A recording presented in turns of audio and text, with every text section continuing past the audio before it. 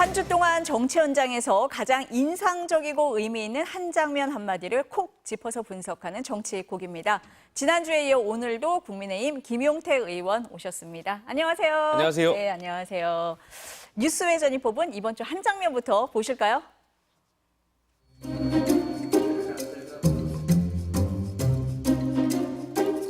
좋은 한덕수였는데 지금은 나쁜 한덕수예요. 그거는 제가 부족하기 때문에 그렇습니다. 죄송합니다. 윤석열 대통령한테 건의해서 나를 데려다 써나가세요.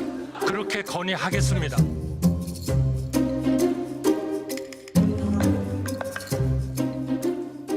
서울 중랑구 앞 가운데중 물결랑 국회의원 서영교 대정부 질문에 인사드립니다. 국민들의 분노가 윤석열 대통령을 끌어내릴 상황이 되었습니다.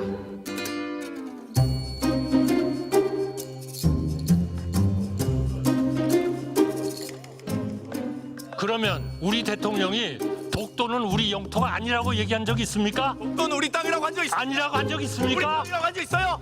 아니, 없잖아요. 지금 의원님이 맨날 문제를 만들고 있는 거예요, 지금 아니에요.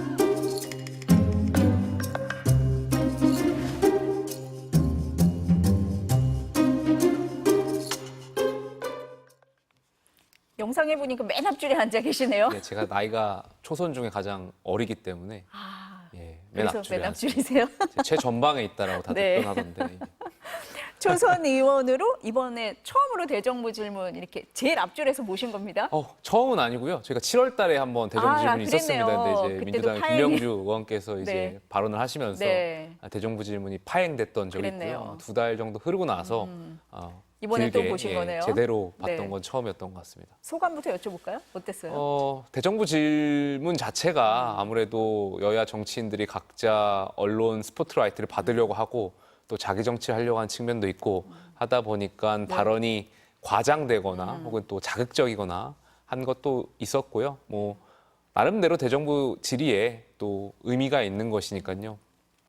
여야 의원들은 당연히 국민을 대표해서 질문하는 것이고 또 국무위원들은 여기에 대한 성실히 답변할 의무가 있는 것이니까요. 근데 지금 말씀하신 것처럼 국민을 대표해서 질문하고 또 국민을 대상으로 답변도 하고 설명을 하는 건데 이 대정부 질문이 정쟁 수단이 된 거 아니냐 이런 지적도 나왔어요. 어떻게 보세요, 이건? 그러니까 대정부 질문도 그렇고요. 네. 지난주에는 예결위의 결산 심사가 있었습니다. 네, 같은 거거든요. 예결위 결산 심사도 대정부 질문처럼 예산을 독립적으로 운영하는 기관들, 각 부처의 장관들, 기관장들 나오셔가지고 대정부 질문하고 똑같이 질의를 하거든요. 근데 그때도 비슷한 현상들이 있었어요.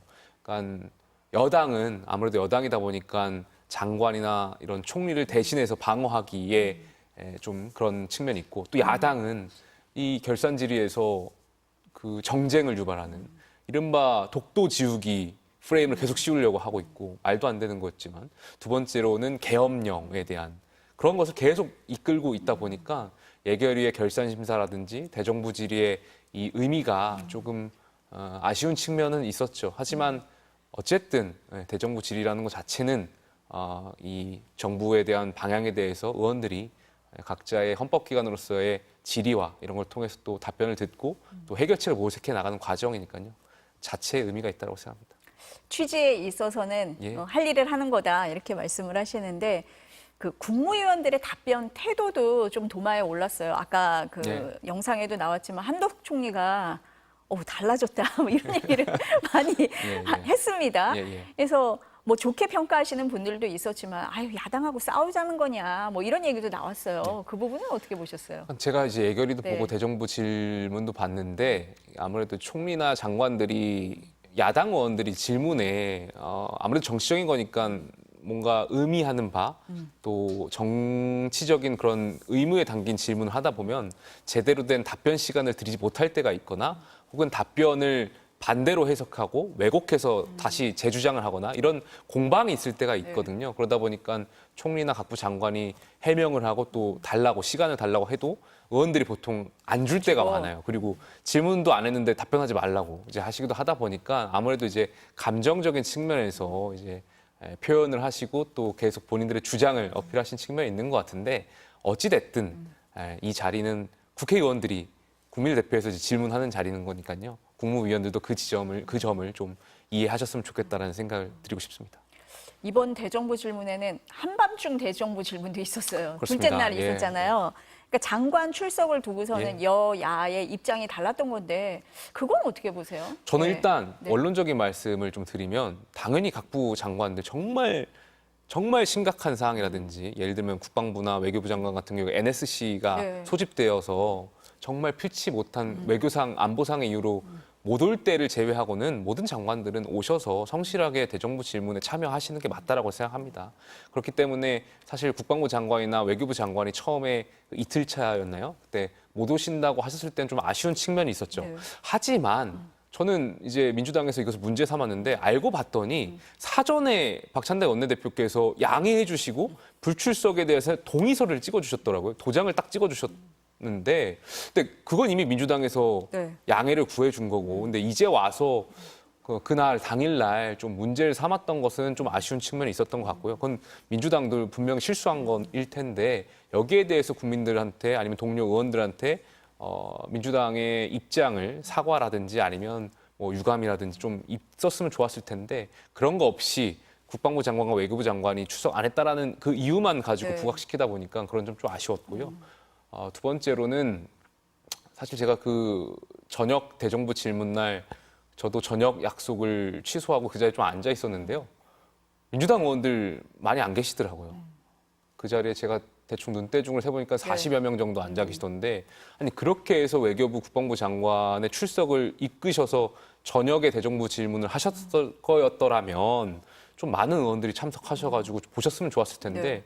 사실 민주당 의원들조차도 그 자리를 지키지 못했다라는 것은 그 진정성을 좀 퇴색시켰던 것 같고요. 오히려 국방부 장관하고 외교부 장관을 망신 주기 위한 출석 아니었나 이런 좀 아쉬운 생각이 들었습니다. 근데 아까 영상에도 보니까 그날뿐 아니라 전반적으로 의원들이 자리를 많이 안 지키시는 것 같은 모습은 보였어요. 뭐 의원들 자체가 이제 상임위도 각자 돌아가는 곳이 있고 또 특위가 있고 또 의원들도 각자 지금 의정 갈등과 관련해서 또 이 관련 상임위에서는 여러 가지 일들이 있고 네, 하다 네. 보니까 100% 그 자리를 다 지키기는 물리적으로 어려웠다? 좀 어려운 측면도 있을 거라고 생각됩니다. 지금 의정 갈등 말씀을 하셨으니까요. 대정부 질문에서 가장 관심이 있었던 게 의정 갈등, 의료 공백이었어요. 근데 그 답변을 들어봐도 속 시원한 해법은 없는 것 같았거든요. 여야 의정 협의체도 돌파구가 있을까 이런 생각이 듭니다. 예, 지금 예. 진행 상황은 어떻고 뭐 해법이 있습니까? 조금 어때요? 전에 네. 뭐 기사가 올라왔다가 내려갔다가 해가지고 정확한 건 다시 한번 네. 확인해 봐야겠지만 의협이라든지 아니면 네. 의사단체 분들 중에서 몇 군데가 의향을 밝히시는 것 같아서 이제 다시 한번 확인해 봐야 됩니다. 네, 이제 네, 기사가 네. 다시 내려가가지고 네. 이게 좀 오보였던 측면도 있었던 것 같은데 여하튼 저희가 국민의힘이 수십여 개의 의료인 단체들한테 여야 의정에 참석해달라는 공문을 보냈었고 모든 단체가 참석하기는 어렵겠지만 일부 단체들이 계속해서 긍정적으로 생각하는 것 같습니다. 그래서 가장 핵심은 아무래도 이제 의협과 또 전공의 단체분들이 그렇죠. 좀 함께 오셨으면 좋았을 텐데 두 단체 간에 여러 가지 꼬여 있는 것이라든지 또 감정적인 측면들이 있는 것 같습니다. 그래서 그런 어려움이 있지만 어쨌든 정부는 또 여야는 정치권은 이 의료인분들과 함께 의료 개혁을 해 나가는 것이 중요하다라고 생각됩니다. 의료인분들이 개혁의 대상이 아니라 우리가 함께 이 의료를 더 좋게 만드는데 이런 개혁의 주체로서 네. 이 대화체에 참석해 주셔서 좀 많은 의견을 냈으면 좋겠는데 아직도 의료인분들과 또 정부 측과 또 이런 감정적인 문제가 좀 남아 있는 것 같습니다. 그런 것은 시간이 좀 필요할 것 같고요.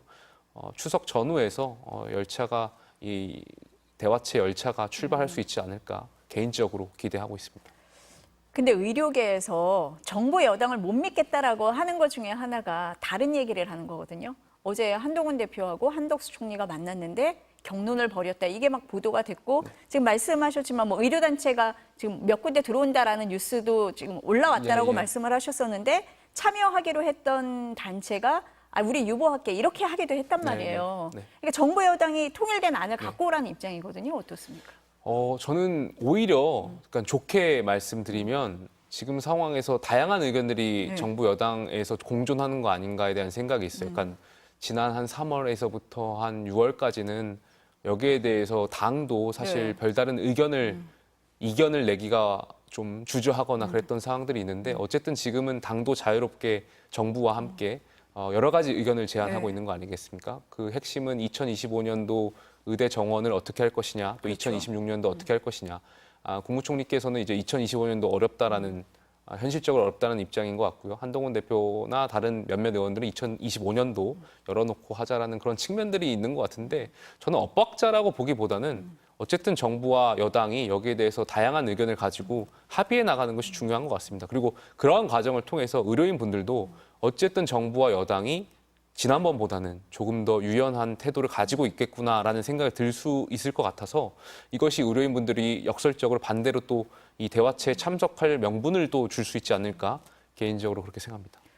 이 협의체를 한동훈 대표가 먼저 제안을 했고 지금 이제 추진을 하고 있잖아요. 그럼 한 대표한테 좀 힘을 실어줘야 되는 거 아닙니까? 그건 어떻게 보세요? 한동훈 대표도 당연히 여기에 대해서 이제 불씨를 지피셔서 네. 많은 역할을 해주셨고 또 정부도 입장은 과거에도 계속해서 이 얼마든지 의료인분들과 대화할 용의가 있다라는 네. 입장이 있었기 때문에 누구 특정의 한 분한테 이것을 공을 들이는 것은 지금 상황에서 또 다른 갈등 등을 오히려 그럴 수 있다. 양상시킬 수 있기 때문에 네. 그건 좀 조심스러운 부분인 것 같고요.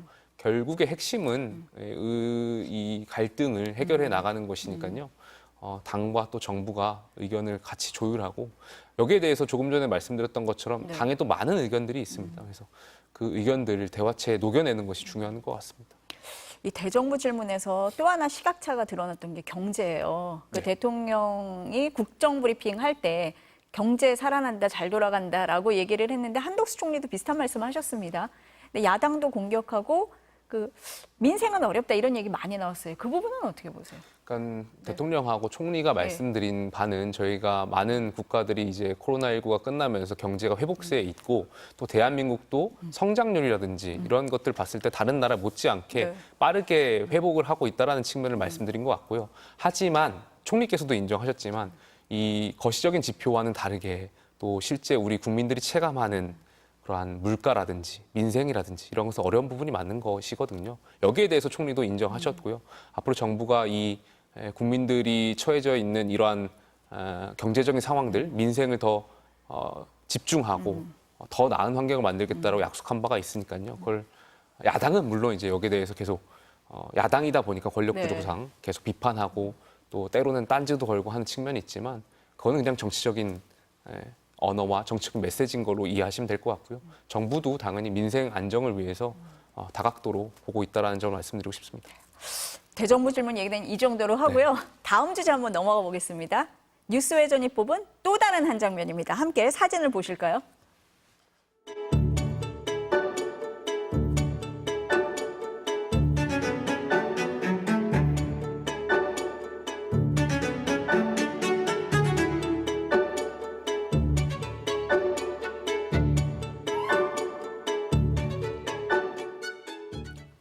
김건희 여사가 지난 10일에 자살 예방의 날을 맞아서 마포대교 일대를 방문한 사진입니다.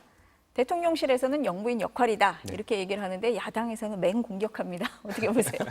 저도 어제랑 그저께 이제 언론을 통해서 네. 이것과 관련해서 입장을 말씀드린 바가 있는데 저는 당연히 대통령의 대한민국 대통령의 영부인이고 또 여사고 하다 보니까 공개적인 행보를 할 측면이 있고 또 대통령이 바쁘다 보면 네. 사실 챙기지 못하는 것들, 과거에 역대 영부인들께서 해오셨던 것들 있잖아요. 소외된 이웃을 위해서 같이 이런 사회적 안전망을 위해서 노력해 오시는 부분들.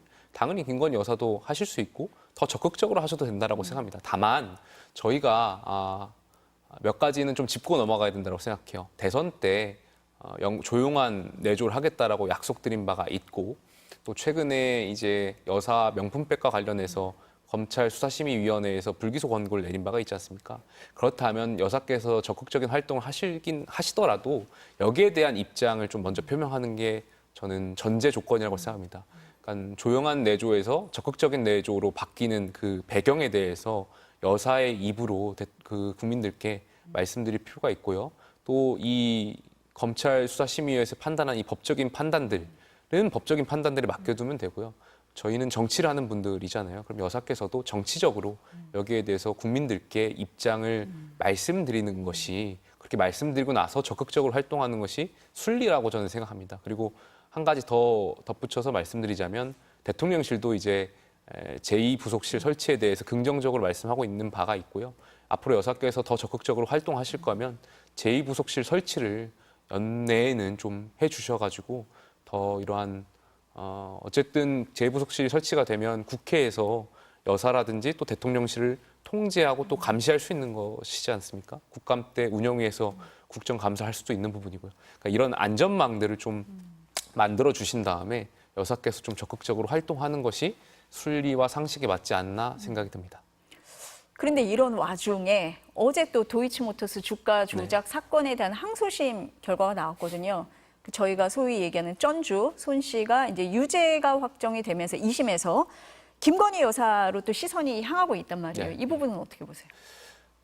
좀 복잡하고 당황스러워요. 왜냐하면 저희 대통령실이라든지 여당에서 과거에 도이치모터스 관련해서 여사에 대한 이른바 방어 논리를 펼 때 이 전주라고 불렸던 손모 씨가 1심에서 무죄를 받았고 이 손모 씨가 여사보다 더 적극적인 행위를 보였다라고 이제 많은 언론들이 평가도 하고 있는데 그런 분이 이제 1심에서 무죄를 받았으니 그렇죠. 당연히 여사에 대해서도 여기에 대해서 무죄일 것이다라는 그런 논리를 펴왔었는데 어제 2심에서 이제 방조 혐의로 이제 관련 그 혐의가 나오다 보니까 사실 저희가 그동안 해왔던 방어 논리에 대한 보완이라든지 아니면 여기에 대해서 국민들한테 이제 앞으로 어떻게 할 것이냐에 대한 말씀을 드릴 때 좀 복잡해진 상황은 맞는 것 같고요.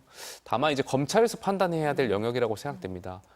조금 전에 말씀드렸던 것처럼 그 관련해서 어제 손 씨라든지 네. 또 굉장히 많은 분들이 여기에 대해서 이런 방조 혐의라든지 또 어떤 분들이 공동정범이라는 표현들 많이 쓰시는데 그런 의혹들이 있지만 가담 정도가 다 다를 거라고 생각됩니다. 적극적 행위 정도가 다 다를 것이고 여기에 대해서 검찰이 공정하게 판단해서 기소 여부를 판단하는 것이 검찰의 몫이라고 생각됩니다.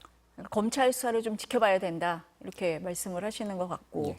어제 또 하나 있었어요. 또 있습니까? 대통령 관저공사에 대한 예, 예. 감사원 감사 결과도 있었잖아요. 예. 위법 행위가 드러났고 무자격 업체가 시공한 사실도 확인이 됐어요. 예. 또 공사를 주도한 업체가 공교롭게 김건희 여사가 운영했던 코바나 컨텐츠와 함께 일했던 업체예요.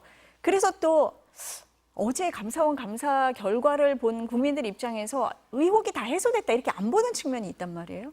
제가 하도 요즘 많은 일들이 네. 터지고 있어가지고 그 감사 결과를 제대로 다 보진 네. 못했습니다만 네. 뭐 코바나 컨텐츠와 연관 있다는 것만으로는 의혹을 삼긴 좀 그렇지만 지금 앵커께서 말씀하셨던 것처럼 무자격 업체가 했다라는 것에 대해서는 문제가 있어 보이죠. 그래서 이 부분에 대해서는 아마 국정감사 때 많은 의원들이 더 많은 의혹이라든지 또 감사를 진행하실 걸로 예상되고 있고요. 네. 그래서 10월달 국감을 통해서 좀 진위 여부를 판단하는 것이 네. 저희 국정감사의 취지에도 맞지 않을까 생각이 듭니다. 그러니까 감사원에서 7차례나 연장해가면서 1년 8개월 동안 했는데 현장 검사는 한 번도 안 했고 대통령실에는 어떠한 질의도 안 했다. 이 부분 때문에 더 의혹이 해소되지 못했다라고 보는 측면도 있는 것 같습니다. 네. 네. 아무래도 한번- 그 감사 결과를 바탕으로 네. 야당 의원들이 특히 더 매세운 송곳 감사를 10월달에 하시지 않을까 생각됩니다. 많이 매서울 것 같습니다. 이제 내일부터 추석 연휴가 시작이 됩니다. 이제 추석 밥상에서 어떤 이슈가 오를까 여야 모두 다 관심이고 신경전이잖아요. 뭐가 제일 관심일 것 같으세요? 아무래도 제일 물가가 먼저 올라오겠죠. 물가, 지금 이 추석 밥상을 준비하는데 사실 녹록지 못한 상황들이잖아요. 네. 물가가 많이 올랐고 여기에 대한 어려움들을 좀 공유하시지 않을까에 대한 생각이 있고요. 두 번째로는 추석이 이제 끝나면 야당이 또 본회의를 소집해서 여사 특검이라든지 여러 현안들을 또 처리하려고 준비하고 있는데 여기에 대해서도 많은 국민들이 가족분들이 모이셔서 좀 관심 갖고 이야기를 주시지 않을까 생각이 좀 듭니다. 지역에서 좀 민심 들으실 거잖아요. 네, 예. 많은 얘기 좀 듣고 여기 와서 또 전해주세요. 예, 네. 알겠습니다. 저희 포천 가평 분들 네. 많이 이야기 듣고요. 또 네. 잘 전달할 수 있도록 하겠습니다. 네, 다음 주에 만나서 얘기 좀 듣겠습니다. 오늘 말씀은 여기까지 듣겠습니다. 감사합니다. 잠시 광고 보시고 다시 뵙겠습니다.